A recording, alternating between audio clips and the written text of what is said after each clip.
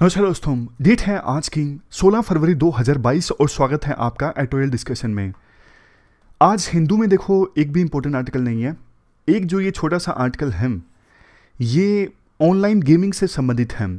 हमने देखो 29 दिसंबर को ऑनलाइन गेमिंग से संबंधित इशू काफ़ी ज़्यादा डिटेल में डिस्कस किया था। अभी नया ये हुआ है, कर्नाटक हाईकोर्ट ने कर्नाटक में जो फैंटेसी स्पोर्ट्स यानी ऑनलाइन जो फैंटेसी गेम्स है ना, उन पर लगे बैन को हटा दिया है। तो जो पॉइंट्स हैं, कोई नया पॉइंट नहीं है, सारे पुराने पॉइंट्स हैं, लेकिन फिर भी कुछ स्टूडेंट्स ये बोलते हैं सर रिवाइज़ करवा दीजिए। तो आज के डिस्कशन के अंत में ये इशू फिर से हम रिवाइज़ कर लेंगे, अदरवाइज़ कुछ नया नहीं है। 4 आर्टिकल्स आज हम डिस्कस करेंगे अलग अलग न्यूज़पेपर से, 2 इंडियन एक्सप्रेस के, एक हिंदुस्तान टाइम्स का और एक बिजनेस लाइन का।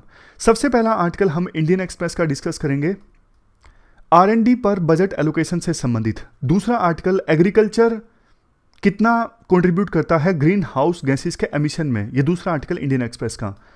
तीसरा आर्टिकल बिजनेस लाइन का हम डिस्कस करेंगे कॉटन प्रोडक्शन से संबंधित। और चौथा आर्टिकल हम डिस्कस करेंगे हिंदुस्तान टाइम्स का, सॉफ्ट पावर और हार्ड पावर दोनों पावर्स की इंडिया को आवश्यकता है। ये लेसन इंडिया को सीखने को मिलता है यूक्रेन क्राइसिस से।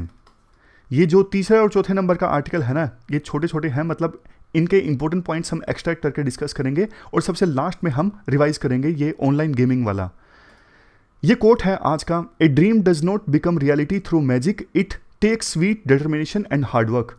कई बार ऐसे में आप इस प्रकार की चीज़ें लिखते हो कि गांधी जी ने ये ड्रीम संजोई थी, इंडिया के लिए देखी थी, नेहरू ने ये ड्रीम इंडिया के लिए देखी थी, या फिर आप अपने बारे में लिख सकते हो मेरा ऐसा सपना है ऐसे भारत का निर्माण हो। तो लास्ट में फिर आप फ्यूचरिस्टिक अप्रोच आपको लिखनी होती है ना ऐसे के कंक्लूजन में, तब आप ये लिख सकते हो कि सपना तो संजो लिया, ड्रीम तो ले ली, लेकिन ड्रीम रियलिटी जादू से नहीं होगी, इसके लिए पसीना बहाना होगा, डिटर्मिनेशन, हार्डवर्क, इन सब चीज़ों की आवश्यकता है। तब ये कोट आप इस्तेमाल कर सकते हो। क्वेश्चन आज का ये है, agriculture can play important role in achieving targets of net zero emission by 2070। 2070 तक इंडिया को नेट जीरो एमिशन का टारगेट जो अचीव करना है, इसमें एग्रीकल्चर इंपॉर्टेंट रोल प्ले कर सकता है और इसके लिए क्या स्टेप्स लेने की आवश्यकता है। 250 वर्ड्स में आपको इस क्वेश्चन का आंसर देना है, मतलब आवश्यकता क्या है, क्वेश्चन का आंसर देना है। अब डिस्कशन स्टार्ट करने से पहले एक छोटा सा क्वेश्चन एथिक्स से संबंधित मैं आपसे पूछता हूं। आपने मध्यम मार्ग के बारे में सुना होगा, बुद्धा भी मध्यम मार्ग के बारे में डिसाइड करते हैं। वो बोलते हैं एक्सट्रीम किसी भी चीज़ में सही नहीं है। जैसे कि देखो, ना तो आप बहुत ज़्यादा प्लेजर में खो जाओ और दूसरी तरफ ना ही आप बिल्कुल ही योगी बन जाओ कि संसार से कोई लेना देना ही नहीं है, किसी चीज़ की कोई आवश्यकता नहीं है। मिडिल पाथ हमेशा सही रहता है। एरिस्टोटल का भी यही व्यू था। बेस्ट प्रैक्टिकेबल पे ध्यान दो, यानी एक्सट्रीम्स को अवॉइड करो, मिडिल पाथ अडोप्ट करो। जैसे देखो एग्जांपल है सितार का, सितार या गिटार जो हैं, अगर सितार के जो तार हैं बहुत ज़्यादा लूज होंगे तो सितार काम नहीं करेगा, लेकिन सितार के तार अगर बहुत ज़्यादा टाइट होंगे तो भी म्यूजिक प्रोड्यूस नहीं होगा। तो middle path is always good. तो ये तो भूमिका है। क्वेश्चन मेरा ये है आपसे कि सिविल सर्विसेज के लिए मध्यम मार्ग यानी मिडिल पाथ जो है वो क्यों रिलेवेंट है। एक दो एग्जाम्पल देके आप समझाओ। देखो मैं देता हूं, इतना टाइम नहीं है, मैं ही दे देता हूं। सबसे पहली चीज, आप ट्रांसपेरेंसी का एग्जाम्पल लीजिए। अगर देखो सिविल सर्वेंट्स अपनी वर्किंग में बहुत ज्यादा ट्रांसपेरेंसी बरतेंगे तो फिर बहुत सारी क्लासिफाइड इंफॉर्मेशन भी वो रिलीज कर देंगे। वो इंफॉर्मेशन डिफेंस से संबंधित हो सकती है, हो सकता है कुछ प्रोजेक्ट्स रुक भी जाएं। तो इसलिए एक मिडिल पाथ सिविल सर्वेंट्स को अपनाने की आवश्यकता है। ट्रांसपेरेंसी जरूरी है करप्शन को रोकने के लिए, लेकिन एक बैलेंस भी स्टैब्लिश करने की आवश्यकता है। जो चीजें, मतलब जो इंफॉर्मेशन सहेज के रखनी चाहिए, चाहे वो प्राइवेसी से संबंधित हो या फिर देश की सिक्योरिटी से संबंधित हो, वो इंफॉर्मेशन लीक नहीं होनी चाहिए। तो एक बैलेंस स्टैब्लिश हो, मिडिल पाथ। देखो ये तो जरूरी है फार्मर्स के प्रति, ट्राइबल्स के प्रति, गरीब लोगों के प्रति सिविल सर्वेंट्स की एम्पैथी, कंपैशन ये होना चाहिए। लेकिन अगर बहुत ही ज्यादा एम्पैथी है तो फिर तो देखो civil servants rule of law के हिसाब से काम ही नहीं कर पाएंगे। बहुत बार जैसे किसी ट्राइबल ने कोई क्राइम कर दिया लेकिन सिविल सर्वेंट ने उसे माफ कर दिया, क्यों? ट्राइबल पर्सन के प्रति बहुत ज़्यादा एम्पैथी है, कंपैशन है। कोई प्रोजेक्ट बनाना है, थोड़े से ट्राइबल्स विरोध कर रहे हैं, लेकिन सिविल सर्वेंट की बहुत ज़्यादा एम्पैथी है ट्राइबल्स के प्रति, तो वहाँ पे प्रोजेक्ट बन ही नहीं सकेगा। लेकिन काफ़ी बार देखना पड़ता है कि डेवलपमेंट प्रोजेक्ट जरूरी है या फिर ट्राइबल्स के इंटरेस्ट जरूरी है, मतलब कितने ट्राइबल्स हैं, और हो सकता है कि डेवलपमेंट प्रोजेक्ट से लाखों लोगों को फायदा हो लेकिन नुकसान थोड़े से ट्राइबल्स को हो, तो बहुत बार चीजें कॉम्प्रोमाइज भी करनी पड़ती हैं, एक बैलेंस स्टैब्लिश करना पड़ता है। तो मिडल पाथ जरूरी है, ना तो एक्सट्रीम एम्पैथी होनी चाहिए और ऐसा भी नहीं कि एम्पैथी बिल्कुल ही नहीं है। तो इस प्रकार से हमने एग्जांपल्स की सहायता से समझा सिविल सर्वेंट्स के लिए मिडिल पाथ कैसे रेलेवेंट है। अब चलिए डिस्कशन स्टार्ट करते हैं। फर्स्ट इंपॉर्टेंट आर्टिकल हमारे देश में R&D यानी रिसर्च एंड डेवलपमेंट पर फंडिंग से संबंधित है। आप GS पेपर 3 के इस टॉपिक से आर्टिकल को रिलेट कर सकते हो। देखो, यूनेस्को की रिपोर्ट के अनुसार ग्लोबल एक्सपेंडिचर जो है R&D पर यानी रिसर्च एंड डेवलपमेंट पर कितना है, 1.7 ट्रिलियन डॉलर्स को पार कर चुका है। लेकिन इंडिया की बात करें, इंडिया देखो अभी भी R&D पर सिर्फ 0.66% ऑफ GDP खर्च करता है, जो कि देखो दूसरे डेवलप कंट्रीज या फिर इमर्जिंग जो इकोनॉमिक पावर्स हैं ईस्ट एशिया में जैसे इंडोनेशिया, उनके कंपैरिजन में बहुत कम है। और इससे भी ज़्यादा पिछले 2 सालों में अगर आप नज़र डालोगे तो रिसर्च एंड डेवलपमेंट पर जो फंड एलोकेशन है वो बढ़ने के बजाय कम हो रहा है। 2022-23 के बजट में, मतलब इस साल के बजट में भी R&D पर जो फंड्स एलोकेट किए गए हैं वो ऑलमोस्ट स्टैग्नेट हैं, मतलब उतने ही हैं जितने पिछले साल थे।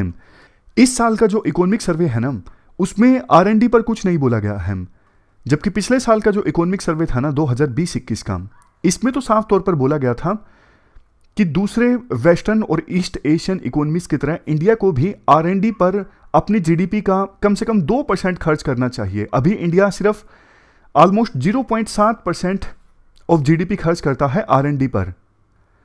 पिछले साल के इकोनॉमिक सर्वे में एक बात यह भी बोली गई थी कि प्राइवेट सेक्टर को भी R&D पर ज़्यादा खर्च करना चाहिए।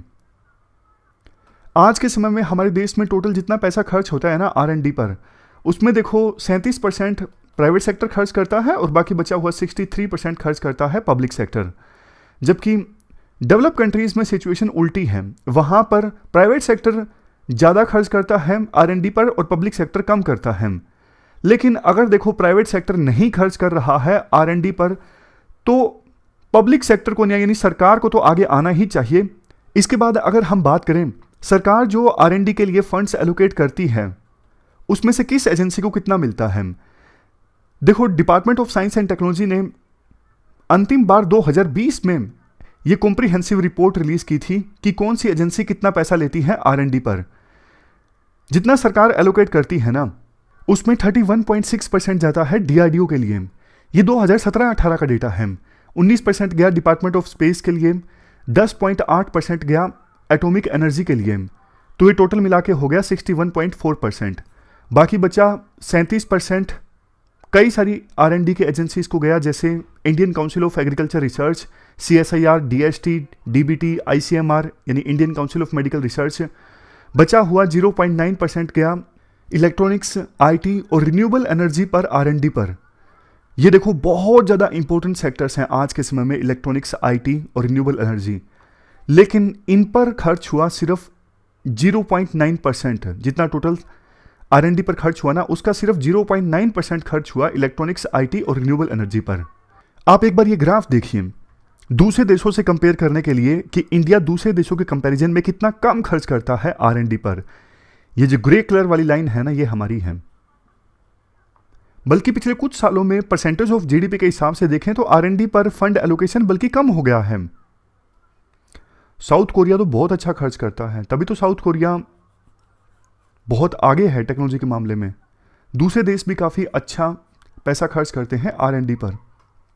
देखो, वैसे तो हमने जैसा डिस्कस किया कि हमारे देश में पब्लिक सेक्टर ज़्यादा स्पेंड करता है R&D पर, जबकि दूसरे देशों में पैटर्न ये है कि प्राइवेट सेक्टर ज़्यादा खर्च करते हैं R&D पर।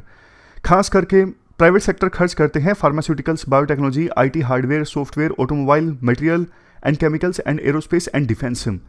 रेशो 2001 में थी 19:81, यानी प्राइवेट सेक्टर खर्च करता था टोटल R&D पर खर्चे का 19% और पब्लिक सेक्टर खर्च करता था 81%। लेकिन 2011-12 में थोड़ी सी सिचुएशन इंप्रूव हुई है।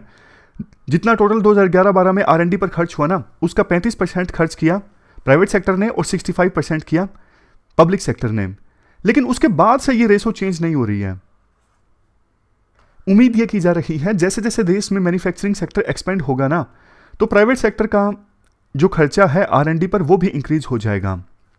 इसके बाद राइटर बोलते हैं 2011-12 से लेकर 2017-18 के बीच में हमारे देश में नंबर ऑफ यूनिवर्सिटीज और इंस्टीट्यूशंस इंक्रीज हो गए। पहले 752 थे, इंक्रीज होकर इनकी संख्या हो गई 1016। जो डॉक्टरल डिग्रीज अवार्ड की जाती हैं उनकी संख्या भी 2011-12 में थी 10,011 और 2017-18 में बढ़ के हो गई 24,474, जैसे PhD वगैरह। लेकिन देखो दुखद बात यह है, जहां एक तरफ नंबर ऑफ यूनिवर्सिटीज इंक्रीज हो गए, इंस्टीट्यूशंस इंक्रीज हो गए रिसर्च एंड डेवलपमेंट वाले, इवन डॉक्टरल डिग्रीज भी ज्यादा अवार्ड की गई, लेकिन R&D पर ज्यादा खर्च नहीं हुआ। इसका मतलब तो यह हुआ ना कि पहले जितनी ही फंडिंग की जाती है लेकिन इंस्टीट्यूशंस बढ़ गए, यानी एक इंस्टीट्यूट को एवरेज तौर पर जो पहले R&D के लिए फंड मिला करता था वो कम हो गया, क्योंकि फंडिंग उतनी ही इंस्टीट्यूट्स की संख्या बढ़ गई। और वो यूनिवर्सिटीज जो देखो department of science and technology, department of biotechnology, Indian council of medical research और CSIR इन पे डिपेंड करती हैं, वहां पे सिचुएशन और भी ज्यादा खराब है।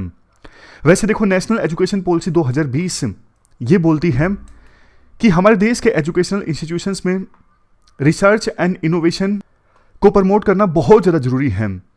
वर्ल्ड की बेस्ट यूनिवर्सिटीज से ये एविडेंस मिलता है। बेस्ट टीचिंग और बेस्ट लर्निंग देखो उन्हीं यूनिवर्सिटीज में है जहां पर रिसर्च और नॉलेज क्रिएशन का एक बहुत ही स्ट्रॉन्ग कल्चर है। तो हमारे देश की यूनिवर्सिटीज में रिसर्च और नॉलेज क्रिएशन का कल्चर डेवलप करना जरूरी है, उसमें फंडिंग एक इंपॉर्टेंट रोल प्ले करता है। नेशनल एजुकेशन पॉलिसी 2020 ये भी सजेस्ट करती है कि नेशनल रिसर्च फाउंडेशन डेवलप किया जाए, और ये नेशनल रिसर्च फाउंडेशन अलग अलग यूनिवर्सिटीज, कॉलेजेस और इंस्टीट्यूशंस ऑफ हायर लर्निंग से जो competitive peer reviewed grant proposal आते हैं ना, उन्हें फंड करें। वैसे देखो पिछले साल की बजट स्पीच में वित्त मंत्री ने यह कहा था कि हम अगले 5 सालों में इस नेशनल रिसर्च फाउंडेशन को 50,000 करोड़ रुपए देंगे, लेकिन अभी तक ऐसा कोई प्रोविजन किया नहीं गया है, सिर्फ स्पीच दी गई है। R&D में अभी देखो जो कम खर्चा होता है ना, उस डेफिसिट को सेंट्रल गवर्नमेंट को जल्द से जल्द एड्रेस करना होगा। पहले सरकार का टारगेट ये होना चाहिए, ये सुनिश्चित करना कि देश में R&D पर 1% ऑफ GDP खर्च हो, और इसे सुनिश्चित किया जा सकता है अगर पब्लिक फंडिंग जो है R&D पर उसे 80% तक इंक्रीज कर दिया जाता है। वित्त मंत्री ने पिछले साल की बजट स्पीच में जो 50,000 करोड़ एलोकेट करने की बात कही थी ना नेशनल रिसर्च फाउंडेशन को, अगर वो कर दिया जाता है तो देखो CSIR, DST, SERB मतलब science engineering research board, DBT, ICMR, Indian council of agriculture research, इनके द्वारा जो भी ऑटोनोमस यूनिवर्सिटीज और इंस्टीट्यूशंस को फंड किया जाता है, फंड्स की कमी रहती है, उस कमी को पूरा किया जा सकता है। वैसे SERB यानी साइंस इंजीनियरिंग रिसर्च बोर्ड ये तो ऑलरेडी कॉम्पिटिटिव बेसिस पर प्रोजेक्ट्स को फंडिंग कर रही है। तो एक प्रकार से जिस उद्देश्य के साथ नेशनल एजुकेशन पॉलिसी में नेशनल रिसर्च फाउंडेशन इस्टेब्लिश करने की बात कही है ना, वो उद्देश्य पूरा कर रहा है SERB। इसके बाद राइटर बोलते हैं एक वर्चुअल प्लेटफॉर्म इस्टेब्लिश किया जा सकता है, ऑनलाइन प्लेटफॉर्म, जो दिखाए कि किस प्रोजेक्ट के लिए कितनी पब्लिक फंडिंग की गई है। मतलब इंफॉर्मेशन अगर सामने रहेगी ना जनता के, रिसर्च इंस्टीट्यूशंस के, तो और भी ज़्यादा बेहतर होगा। इसके बाद नेक्स्ट पॉइंट में राइटर ये बोलते हैं अगर देखो R&D पर फंड ज़्यादा एलोकेट होते हैं ना, तो जॉइंट R&D प्रोजेक्ट्स भी कैरी आउट किए जा सकते हैं। जॉइंट मतलब पब्लिक इंस्टीट्यूशंस और स्टार्टअप या फिर इंडस्ट्रीज वाले वो मिल के R&D प्रोजेक्ट्स पर काम कर सकते हैं। अभी सरकार कुछ प्रोजेक्ट्स को फंड तो देती है, थोड़ा थोड़ा फंड देती है, लेकिन अगर फंडिंग इंक्रीज होती है तो कुछ जो इंपॉर्टेंट प्रोजेक्ट्स हैं उनका पूरा का पूरा खर्चा जो है वो सरकार उठा सकती है। इसके अलावा R&D में जो ह्यूमन रिसोर्स है ना, उनको भी अपग्रेड करने की आवश्यकता है। हमारे देश में कुछ जो इमर्जिंग एरियाज हैं जैसे internet of the things, artificial intelligence, इनमें एडुकेट एक्सपर्टीज की कमी है। तो आने वाले 5 से 6 सालों में हमें 5,000 स्टूडेंट या फिर साइंटिस्ट जो हैं वो दूसरे देशों में, वर्ल्ड के दूसरे डेवलप कंट्रीज में जो बेस्ट लेबोरेटरीज है ना R&D के क्षेत्र में, वहां पर भेजने पड़ेंगे डॉक्टरल या फिर पोस्ट डॉक्टरल लेवल पर ट्रेनिंग हासिल करने के लिए। और ये भी सुनिश्चित करना होगा कि वो वहां पे जाके सेटल डाउन ना हो जाए। लास्ट में 2-3 पॉइंट और भी। इंडिया में जो पोस्ट डॉक्टोरल वर्क है ना, जैसे देखो पीएचडी की डिग्री हासिल कर ली किसी ने, उसके बाद उसे बेटर रीनमरेशन मिलना चाहिए, यानी जो यंग साइंटिस्ट है ना उनको अच्छी सैलरीज, अच्छा पैसा मिलना चाहिए रिसर्च करने के लिए। और सबसे बेस्ट ये होगा पीएचडी करने के बाद जो यंग साइंटिस्ट हैं उनको यूज़ किया जा सके, जो कोलैबोरेटिव प्रोजेक्ट्स चलते हैं ना इंस्टीट्यूट्स, यूनिवर्सिटीज़ या फिर इंडस्ट्रीज़ के बीच में, तो उन कोलैबोरेटिव प्रोजेक्ट्स के लिए यंग साइंटिस्ट का इस्तेमाल किया जा सकता है। Last point, science and technology department को भी थोड़ा अपनी फंक्शनिंग में सुधार लाना होगा। जल्दी जल्दी डिसीजन लेने होंगे, ज़्यादा से ज़्यादा इंफॉर्मेशन शेयर करनी होगी और इन्वेस्टिगेटर्स को अलाउ करना होगा कि वो आसानी से इन्वेस्टिगेट कर सकें कि कैसे आपने फंड्स को यूटिलाइज किया है। साइंस एकेडमीज जो इंडिया की हैं, अगर देखो वो जनता के साथ में, सरकार के साथ में R&D से संबंधित इश्यूज़ पर कम्युनिकेटिव रहती हैं, यानी बात करती रहती हैं, जनता को इन्फॉर्मेशन प्रोवाइड करती रहती हैं, सरकार के साथ संवाद करती हैं, तो बहुत अच्छा होगा। सरकार को भी पता लगता रहेगा कि कौन से R&D प्रोजेक्ट्स पर खर्च करना बहुत ज़्यादा ज़रूरी है देश के विकास के लिए, देश की उन्नति के लिए। तो इसलिए साइंस एकेडमीज को कम्युनिकेटिव रहना होगा। तो ये पूरा आर्टिकल हमने डिस्कस किया R&D से संबंधित। चलते हैं आगे। इसके बाद नेक्स्ट आर्टिकल हमारे देश में एग्रीकल्चर सेक्टर में होने वाले एमिशंस से संबंधित हैं। देखो पिछले साल के लास्ट में जब यूके में ग्लासगो में क्लाइमेट चेंज संबंधित कॉन्फ्रेंस ऑर्गेनाइज हुई थी ना, तो प्रधानमंत्री मोदी ने टारगेट रखा था कि 2070 आते आते इंडिया भी कार्बन न्यूट्रलिटी टारगेट को हासिल कर लेगा। मतलब जितना कार्बन इंडिया से एमिट होगा उतना ही एब्जॉर्ब भी होगा। तो नेट रिजल्ट ये निकलेगा 0 carbon emission. Even budget speech के शुरुआत में जो अमृतकाल की बात बोली गई ना, उसमें से 4 प्रायोरिटीज में से एक है climate action and energy transition. Budget में ये सारे प्रोविजंस भी किए गए हैं क्लाइमेट चेंज को एड्रेस करने के लिए, जैसे एडिशनल 19,500 करोड़ रुपए एलोकेट किए गए हैं सोलर फोटोवोल्टिक मॉड्यूल्स के लिए। वित्त मंत्री ने बजट स्पीच में ये कहा कि थर्मल पावर प्लांट्स में 5 से 7% ऑफ बायोमास पैलेट्स की को फायरिंग की जाएगी। Sovereign green bonds, battery swapping policy, ये सब इनिशिएटिव्स हैं जो अनाउंस किए गए क्लाइमेट चेंज को एड्रेस करने के लिए। ये सब पॉजिटिव स्टेप्स अच्छे हैं, लेकिन देखो हमारे देश में जो एग्रीकल्चर सेक्टर है ना, वो टोटल जितना मीथेन एमिट होता है ना, उसमें से 73% तो हमारे देश का एग्रीकल्चर सेक्टर कंट्रीब्यूट करता है। यूरोपियन यूनियन और यूएसए ने टारगेट रखा 2030 आते आते जितना वो मीथेन एमिट करते हैं ना, उसका 30% कम कर देंगे। लेकिन इंडिया ने मीथेन को कम करने का कोई टारगेट नहीं रखा है, जबकि इंडिया जो है पूरे वर्ल्ड में मीथेन का 3rd लार्जेस्ट एमिटर है। वित्त मंत्री ने गंगा नदी के अलोंग 5 किलोमीटर वाइड कॉरिडोर में केमिकल फ्री नेचुरल फार्मिंग की बात तो बोली। इसके अलावा मिलेट्स जैसे ज्वार बाजरा, इनके स्पोर्ट की बात कही। ऑयल सीड्स और किसान ड्रोन्स, इनकी डोमेस्टिक प्रोडक्शन को भी इंक्रीज करने की बात कही। ये सब तो देखो वेलकम स्टेप्स हैं, लेकिन ऑलरेडी जो काफ़ी सारी सब्सिडी सरकार देती है, जैसे यूरिया पर सब्सिडी, कैनल इरिगेशन पर सब्सिडी, इरिगेशन पर पावर पे सब्सिडी, इसके अलावा एमएसपी संबंधित पॉलिसीज, प्रोक्योरमेंट संबंधित पॉलिसीज, जो कि देखो कुछ ही स्टेट्स में 2 क्रॉप्स तक लिमिट है, राइस और वीट तक। इन पर सरकार बहुत ज़्यादा खर्च करती है और बहुत ज़्यादा एमिशंस होता है, लेकिन उनको कम करने की दिशा में सरकार ने कदम नहीं उठाए। इसके बाद राइटर बोलते हैं, देखो 1 जनवरी को एफसीआई के पास वीट और राइस के जो स्टॉक्स हैं ना, वो जितने होने चाहिए उससे 4 गुना ज़्यादा हैं। इवन एफसीआई के पास में जो राइस के स्टॉक हैं वो तो देखो जितने होने चाहिए उससे 7 गुना ज़्यादा हैं। और ये तब है सिचुएशन जबकि 2020-21 में पीडीएस में रिकॉर्ड डिस्ट्रीब्यूशन हुआ है राइस और वीट का।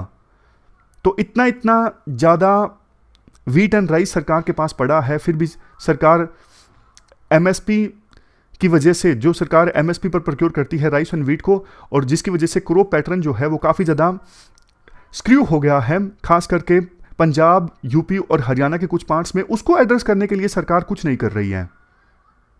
इसके बाद राइटर कुछ एमिशन संबंधी डेटा प्रेजेंट करते हैं। देखो एग्रीकल्चर में हमारे देश में 408 MMT of carbon dioxide equivalent का एमिशन होता है, मतलब मीथेन एमिट होता है, लेकिन उसे कंपेयर करें कार्बन डाइऑक्साइड के अपेक्षाकृत तो जितना मीथेन एमिट होता है वो 408 MMT ऑफ कार्बन डाइऑक्साइड के बराबर होता है।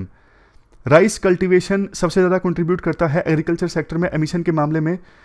जो ग्रीन हाउस गैसेस का एमिशन होता है ना इंडियन एग्रीकल्चर में, उसमें राइस की वजह से होता है 17.5%, एंट्रिक फर्मेंटेशन की वजह से होता है 54.6%।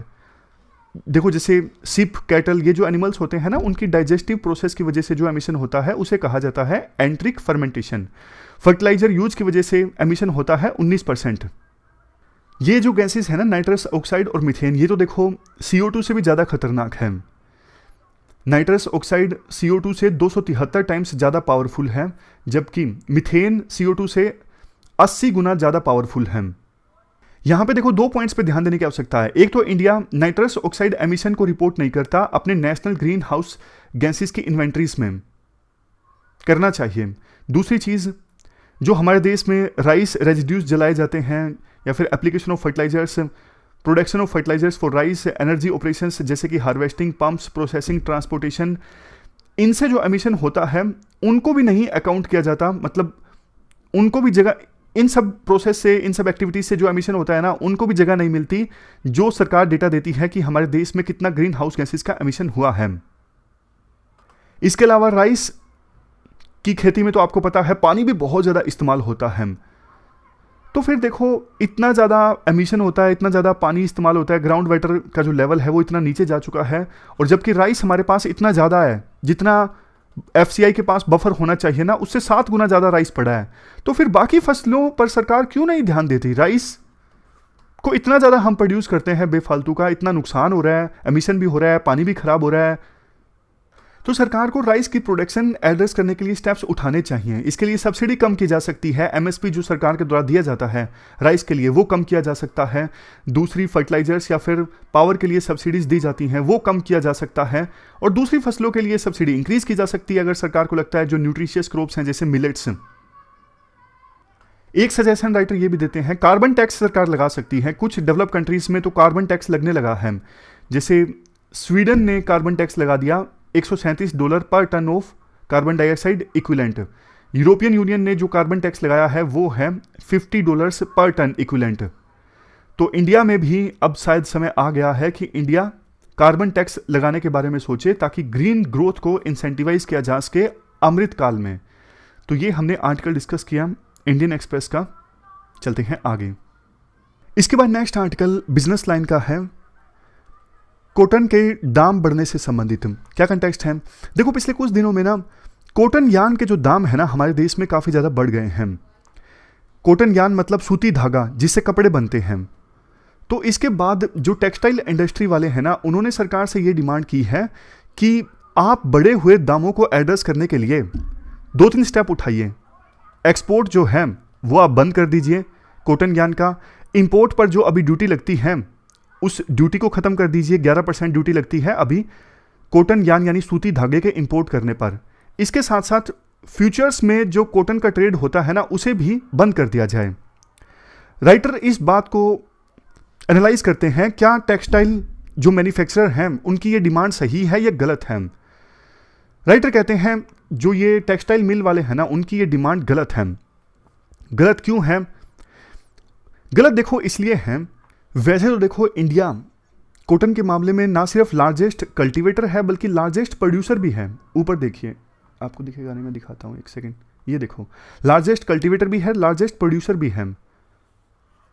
और जब से हमारे देश में BT कॉटन आया है ना 2002 में, तब से यील्ड थोड़ी बहुत तो इंक्रीज हुई है, लेकिन अभी भी पर हेक्टेयर कॉटन की जो यील्ड है ना काफ़ी ज़्यादा कम है। और जबकि कॉटन को उगाने में कॉस्ट इंक्रीज हुई है। कॉटन जो है मेनली रेनफेड एरियाज में उगाई जाती है, और 3 राज्यों में सबसे ज़्यादा कॉटन उगती है, महाराष्ट्र में, गुजरात में और तेलंगाना में। कॉस्ट पिछले कुछ सालों में काफ़ी इंक्रीज हुई है। कॉस्ट इंक्रीज हुई है, लेकिन MSP उस हिसाब से इंक्रीज नहीं हुआ है। चूंकि सरकार कॉटन को प्रोक्योर नहीं करती राइस एंड व्हीट की तरह, इस वजह से बहुत बार कॉटन फार्मर्स को अपनी जो फसलें हैं ना बिल्कुल औने पौने दामों पर बेचनी पड़ती थी। और एक चीज़ देखो, 2000 से लेकर 2015 के बीच महाराष्ट्र में जो फार्मर्स ने जिन्होंने सुसाइड किया ना, उसमें से ज़्यादातर तो ट्रेडिशनल कॉटन ग्रोअर थे। तो इसी से आप अंदाज़ा लगा सकते हो कॉटन फार्मर्स के दुख का।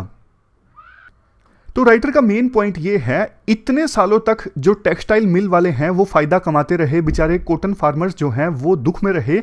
इतने सालों के बाद फाइनली कॉटन यार्न के दाम बढ़े हैं, तो कम से कम अब उनको प्रॉफिट आप कमाने दो ना।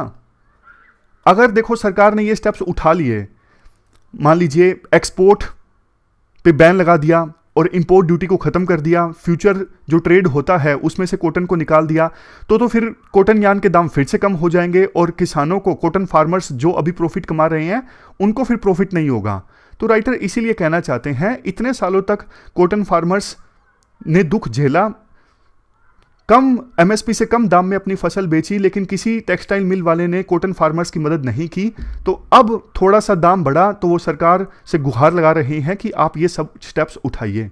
तो ये पूरा आर्टिकल हमने डिस्कस किया कॉटन से संबंधित। इसके बाद अगला जो आर्टिकल है वो हिंदुस्तान टाइम्स का है। अभी देखो, यूक्रेन को लेके रशिया और वेस्ट के बीच में टकराव है, तो इस टकराव से ना इंडिया को क्या सीखने की आवश्यकता है। देखो, रशिया के पास अभी हार्ड पावर है। रशिया अपनी जीडीपी का 4% खर्च करता है मिलिट्री इंफ्रास्ट्रक्चर पर। रशिया ने अपनी ट्रूप्स जो है वो जमा करके रखी हैं यूक्रेन बॉर्डर पर। रशिया हार्ड स्टेप ले भी सकता है, ऐसा पुतिन ने दिखाया है। जैसे जॉर्जिया में 2008 में रशिया ने वार किया, सीरिया में रशिया ने इंटरवेंशन किया, तो रशिया यूक्रेन के ऊपर अटैक कर सकता है, कोई बहुत बड़ी बात नहीं है। लेकिन दूसरी तरफ देखो, यूरोपियन यूनियन के पास ना सॉफ्ट पावर है। यूक्रेन के ज्यादातर जो लोग हैं ना, उनका झुकाव यूरोपियन यूनियन की तरफ ज्यादा है, क्योंकि उनको लगता है कि यूरोपियन यूनियन का कल्चर अच्छा है, यूरोप की कंट्रीज का, वहां पे जो इकोनॉमिक अपॉर्चुनिटीज है ना वो ज्यादा हैं, वहां की जो वैल्यूज है ना वो ज्यादा लिबरल हैं। तो मतलब एक तरफ जहां रशिया के पास सॉफ्ट पावर है और यूरोपियन यूनियन के पास, नहीं सॉरी मैंने उल्टा बोल दिया, रशिया के पास जहां हार्ड पावर है और यूरोपियन यूनियन के पास सॉफ्ट पावर है, तो इंडिया को यह सीखने की आवश्यकता है, दोनों पावर्स इंडिया के पास होनी चाहिए। ना तो देखो इंडिया अपने मिलिट्री पे जो इन्वेस्ट करता है उसको इग्नोर कर सकता है। इसका मतलब यह नहीं कि सरकार सिर्फ इक्विपमेंट्स को परचेज करने पर खर्चा करे, आरएनडी पर भी खर्चा करे डिफेंस के मामले में।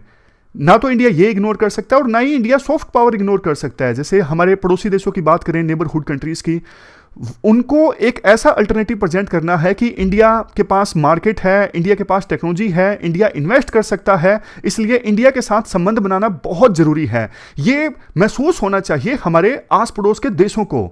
ये हमें सीखने को मिलता है। अभी फिलहाल यूक्रेन को लेके यूरोपियन यूनियन और रशिया के बीच में कन्फ्लिक्ट चल रहा है ना, इस कन्फ्लिक्ट से हमें यह सीखने को मिलता है कि इंडिया कोई भी पावर इग्नोर नहीं कर सकता। रशिया के पास हार्ड पावर है तो हमारे पास भी हार्ड पावर होनी चाहिए। यूरोपियन यूनियन के पास सॉफ्ट पावर है तो हमें सॉफ्ट पावर पे भी ध्यान देना होगा, तब जाके इंडिया अपनी ग्लोबल स्टैंडिंग को इंक्रीज कर सकता है। तो ये ध्रुव जयशंकर, जो एस जयशंकर के बेटे हैं, उनके द्वारा ये आर्टिकल लिखा गया है। जो इंपॉर्टेंट एसेंस हैं वो हमने डिस्कस किया। इसे आप कहीं ना कहीं ऐसे में या फिर आईआर के आर्टिकल में इस्तेमाल कर सकते हो। इसके बाद नेक्स्ट जो आर्टिकल है वो ऑनलाइन गेमिंग से संबंधित है। इंपॉर्टेंट आर्टिकल ऑनलाइन गेम्स के रेगुलेशन से संबंधित है। आप जीएस पेपर सेकंड के इस टॉपिक से आर्टिकल को रिलेट कर सकते हो। देखो, कोविड-19 की महामारी ने कई सारे एस्पेक्ट्स में ह्यूमन बींग्स की लाइफ्स को प्रभावित किया है। ओटीटी पर तो काफ़ी चर्चा हुई है, जैसे अमेजॉन, नेटफ्लिक्स, इन पर कितनी सारी मूवीज़ आने लगी हैं। पहले तो मूवीज़ सारी पीवीआर में, सिनेमा हॉल्स में रिलीज़ होती थी, लेकिन आजकल इस महामारी के समय में ज़्यादातर जो मूवीज़ हैं वो ओटीटी प्लेटफॉर्म्स पर रिलीज़ होती हैं। लेकिन देखो, ऑनलाइन गेमिंग ने किस प्रकार से ह्यूमन बींग्स की लाइफ को प्रभावित किया है, इस इशू पर ज़्यादा चर्चा नहीं हुई है। कोविड-19 से पहले और अब के समय को अगर कंपेयर करें तो ऑनलाइन गेमिंग जो है, लोगों ने ऑनलाइन गेमिंग पर 65% ज़्यादा टाइम बिताया है। अगर हम कंपेयर करें कोविड-19 के पहले के समय से अभी के समय को, 43 करोड़ जो लोग हैं हमारे देश में वो वर्चुअल गेमिंग पर यानी ऑनलाइन गेम्स पर टाइम स्पेंड करते हैं। देखो, जितने भी ऑनलाइन गेम्स हैं ना, उनको आप 3 कैटेगरीज में डिवाइड कर सकते हो। सबसे पहली जो कैटेगरी है वो है ई स्पोर्ट्स की। जैसे देखो, क्रिकेट, फुटबॉल, ये फिजिकली खेले जाते हैं, लेकिन इनको वर्चुअली खेलना, पुराने समय में तो आप वीडियो गेम्स की शॉप्स में जाके, आप तो नहीं मतलब बच्चे जो हैं वीडियो गेम्स की शॉप्स में जाके गेम खेलते थे, लेकिन आजकल ये गेम्स आसानी से घरों में भी खेले जा सकते हैं, जैसे ऑनलाइन क्रिकेट खेलना, ऑनलाइन फुटबॉल खेलना। ये है ई स्पोर्ट्स, स्पोर्ट्स को आप वर्चुअली प्ले कर रहे हो। दूसरी कैटेगरी के गेम्स हैं फैंटेसी स्पोर्ट्स। इसमें क्या होता है, जैसे देखो एक एप्लीकेशन है ड्रीम 11। मान लीजिए इंडिया और ऑस्ट्रेलिया का क्रिकेट मैच है, 2 पर्सन है एक्स और वाई। एक्स अपनी टीम चूज करता है, एक्स ने दोनों टीमें से कोई भी 5 प्लेयर्स चूज कर लिए और वाई ने भी कोई भी 5 प्लेयर चूज कर लिए। अब जब देखो रियल में इंडिया और ऑस्ट्रेलिया का मैच होगा ना, तो देखा जाएगा एक्स ने जो 5 प्लेयर्स चूज किए हैं उन्होंने कितने रन बनाए हैं, वाई ने जो 5 प्लेयर्स चूज किए हैं उन्होंने कितने रन बनाए हैं। तो जो जिसने ज़्यादा रन बनाए होंगे एक्स या वाई के प्लेयर्स में से, वो पर्सन जीत जाएगा। समझ गए? अगर एक्स के 5 प्लेयर्स ने ज़्यादा रन बनाए हैं तो एक्स जीत जाएगा, वाई के प्लेयर्स ने ज़्यादा रन बनाए हैं तो वाई जीत जाएगा। ये मैंने आपको एक सिंपल सा एग्जाम्पल दिया फैंटेसी स्पोर्ट्स का। इसमें देखो गेम तो रियल में होता है, जैसे इंडिया ऑस्ट्रेलिया का मैच हुआ, रियल प्लेयर्स के बीच में हुआ, लेकिन आपने अपनी मनपसंद टीम चूज कर ली और उसके आधार पर तय होगा कि आपने जो टीम चूज की है, आपने जो प्लेयर्स चूज किए हैं, उन्होंने रियल में कितने रन बनाए हैं। उसके बेस पे यह तय होता है कि आप जीत रहे हो या हार रहे हो। इसके बाद तीसरी कैटेगरी है ऑनलाइन कैजुअल गेम्स। अब देखो ऑनलाइन कैजुअल गेम्स में तो जैसे लूडो हो गया ऑनलाइन, या फिर चेस हो गया, इसमें दोनों तरह के गेम शामिल हैं, स्किल बेस्ड भी और लक बेस्ड भी।